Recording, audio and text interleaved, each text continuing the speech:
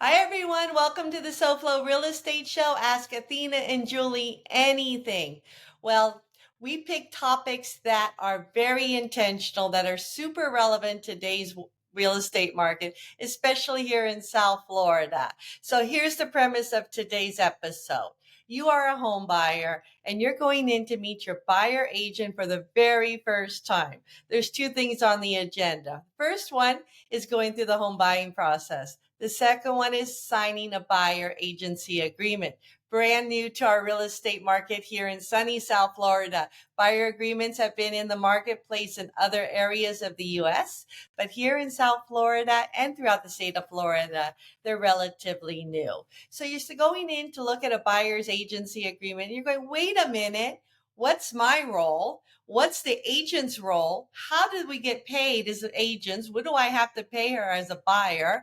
And more importantly, what are the rules of engagement when it comes to buyer agency relationships and agreements?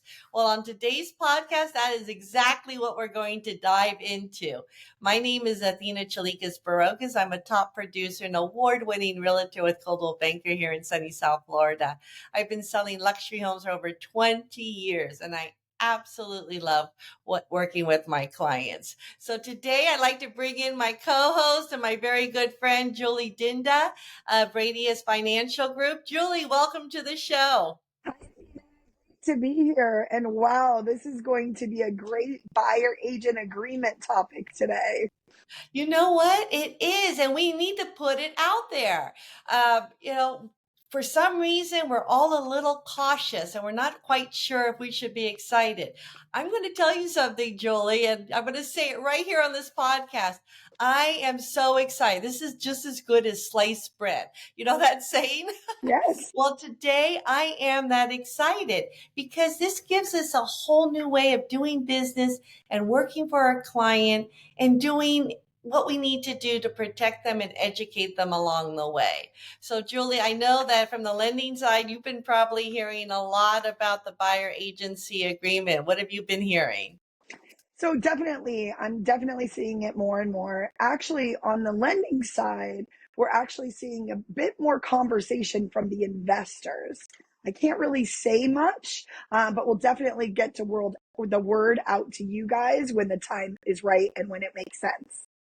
Absolutely. You know, like I always say, and you always say too, we only tell what we really know to be truth. So let's go back to the paradigm shift for a moment. The ruling has not been put forward from the DOJ regarding the NAR settlement. So we really don't know much. And that's why Julie's investors really aren't, sharing, because everybody's kind of in an influx to figure out what is the DOJ going to rule on, and then how do we adopt business practices that will engage and move the real estate forward in the market. But two things we do know as of right now is compensation is not to be put in MLS, and buyer agency agreements will be implemented. So hence, this is why we're talking about them today. And so, Julie, And what are your thoughts? yeah, Theta, let me ask you. When you sold real estate in the Silicon Valley in California, were buyer agency agreements used by realtors? Well, sometimes they were. Well, Um, yeah. I was going to say, because prior to the NAR settlement in South Florida, maybe not everywhere, buyer agency agreements were actually rarely used. It was more of like a goodwill agreement. Yeah, let me tell you my story, Julie, because I think this is important to put it in perspective now that I can share two different markets in two different coasts, right, of the US. In California, I sold real estate for about 15 years in the Silicon Valley. For those of you who aren't sure what Silicon Valley is, it's a very affluent piece of land between San Francisco and San Jose. And the reason I bring up the affluency is because those buyers in the Silicon Valley wanted an agreement. They wanted a contract with their realtor that specifies exactly what their expectations of the realtor was and what the expectations of the realtor regarding the home buyer. And they wanted that information. They wanted to know compensation. They wanted to know their exit clause. They wanted to know the terms. This is a contract that was highly utilized in the Bay Area or within Silicon Valley. And I have to tell you, Julie, I loved it. My business was more successful with that agreement. My client engagement was higher in satisfaction with that agreement. And so I am just so excited to see it come to South Florida. You know, when I came over here about 10 years ago, can you believe it's been that long, Julie, that we met? We've been Especially doing, since you're like 21. I can't believe. I mean, geez. I know it's almost a decade. Crazy, right? But when I came over here, I said, where are the buyer broker agreements? That's what we called it back then. Today it's a buyer agency agreement. But same agreement. So I said, where are they? No, we don't use them here. I'm like, what do you mean we don't use them here? Right? I was like, what do you mean? No, we don't use them. That's not part of our business. We just don't do them. They're there if you want it, but we don't really say we should be using those agreements. And I was like, oh, all right. So what did you call it just now? A goodwill handshake, Yeah, right? I was gonna say And that sounds risky. it's just like, oh my gosh, it just changes the relationship. And, that's why I'm so glad to see it come back, especially for the consumer, because then they'll understand that when they go out to work with a realtor, they're actually hiring someone not only to lead them through the process, but to make sure that risk management is there. Do not lose my deposit. Do not. Another one, Julie, is, contract management and all the terms. Finance, right? Yeah. Coming up, yeah? Oh yeah, absolutely. And a seller signs a similar contract, and that's known as a listing agreement with their realtor. So look, written agreements set expectations for the relationship between the two parties. So a prospective home buyer agrees to work with an agent for a period of time, sometimes exclusively. Compensation is also addressed in the agreement. The realtor commission is at work solely in the best interest of the client. Yeah, yeah, absolutely. And I'm excited to see that. But you're absolutely right. A listing agent is taking a contract from a seller to market, sell, negotiate, and do everything possible in order to get the seller the highest price. Here, same concept. A buyer is hiring a buyer's agent to represent them through the transaction. We are transaction agents here, but to represent them through the transaction in their best interest in order for them to buy the home that really makes the most sense for them at a price that makes the most sense for them. So yeah, I'm excited, Julie, and I hope you are too, because it's going to be a great ride. I love anything that sets realistic expectations to anything. I think it really sets the standard, and it gets everyone all on the same page. I do as well. So let's talk about it. What is a buyer's agency agreement? We kind of touched on it, and I love what you said. I really do. It's a contract. It's a working relationship between a buyer and the agent that they choose to represent them. That's pretty much it. Yeah, that is. So All so right. with that being said, so what is a so in that, let's turn it around. So what does a home buyer agree to? So the commitment of the buyer to the process is what the buyer's promising in the agreement. So it's important to understand that real estate agents are only paid when a sale goes to closing. So that means that all that time spent researching, pulling listings, calling people up, making appointments, visiting homes, all of that goes uncompensated if you decide, for example, to visit a for sale by owner on a whim without them and end up making an offer that's accepted. For this reason, it's important to understand how and when your agent will receive a commission and commit to that. Yeah, absolutely. Commit to the process. And you're right. I've seen it before where, I've had a buyer agency agreement and the client went and visited a FISBO, for sale by owner. Love the house, right? But what they did, Julie, is they called me up immediately, right? And they said, hey, Athena, we just looked at this house. Here's the owner's phone number. Can you make an appointment?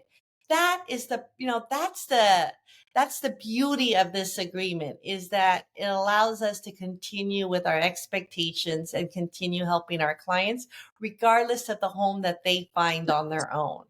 So thanks for mentioning that, Julie. You're absolutely correct. So, we talked to Julie she articulated perfectly what, the buyers, what the buyer agrees to. But what does an agent agree to? A buyer's agent.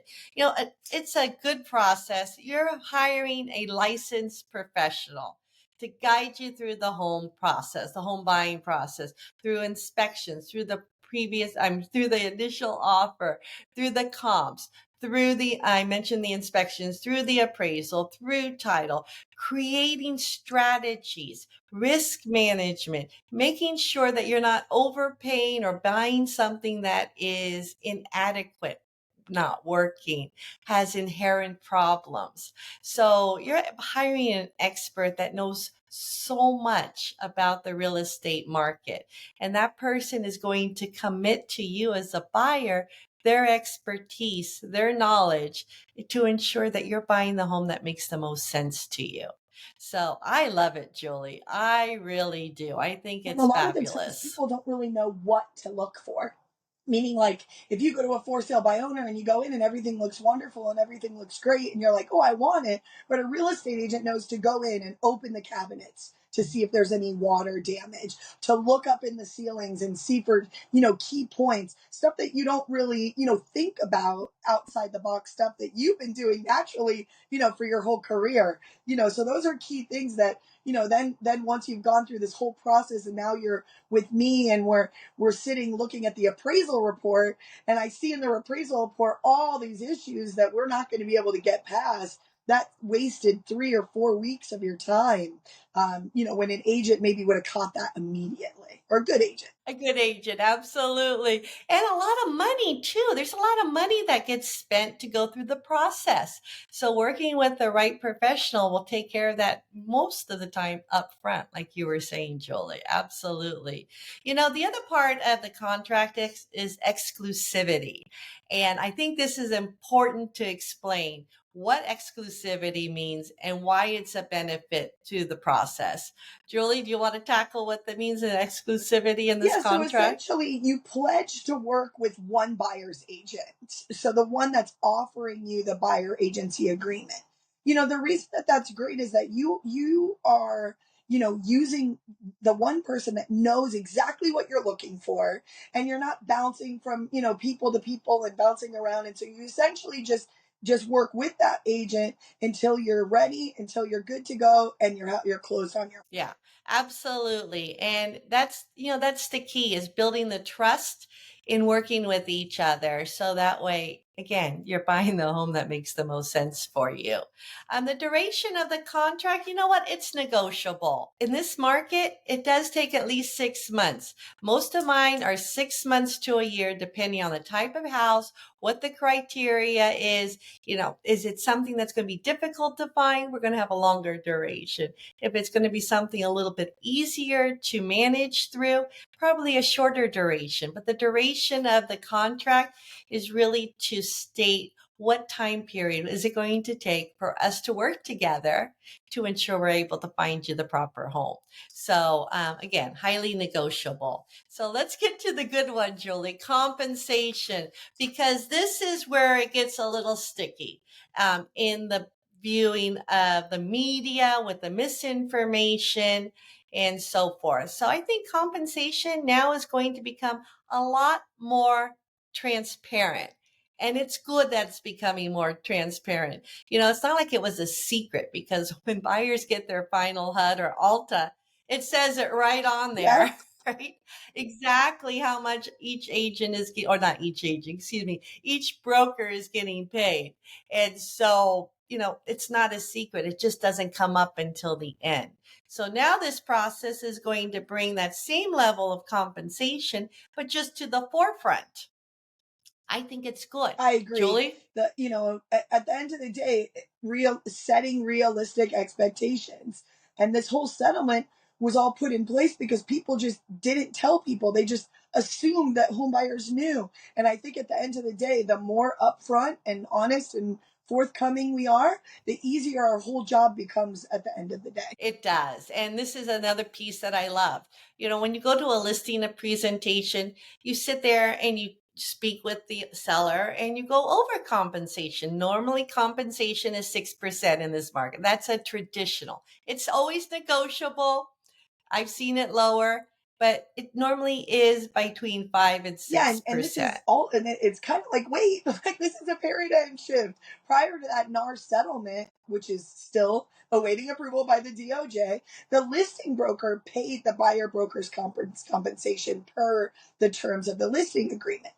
Post NAR settlement, with the approval of the DOJ, there's a silent transfer of the compensation ownership from the seller to that buyer. Yeah, it's transferring over to the buyer. So, let me give a real life example just to kind of hone in on this a little bit. If I'm the listing agent, I'm sitting down with you, Julie, and you're the home seller. We're going to talk about how much commission is going to go to the listing broker, right? Because I'm doing the marketing, I'm doing the advertising, I'm meeting buyer agents, I'm doing all this work, right? So there's a fee compensation for the listing side. At that same conversation, I'm going to ask you as the seller, how much do you want to pay or compensate for the buyer's agent? And you're going to tell me, okay, what is going on in the market? This is what's going on in the market. And we're going to have a conversation. And you say 3% to the buyer's agent, right? So now you're compensating on this list side 3%, on the buyer side 3%. So the total is 6%. And then the listing broker pays it to the buyer's broker. Absolutely correct.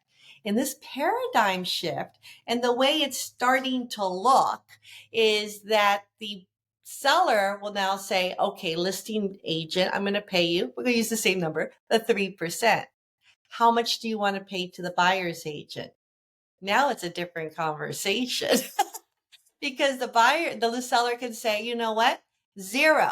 Okay. Is that the best strategy? No. And we'll talk about that on a different podcast.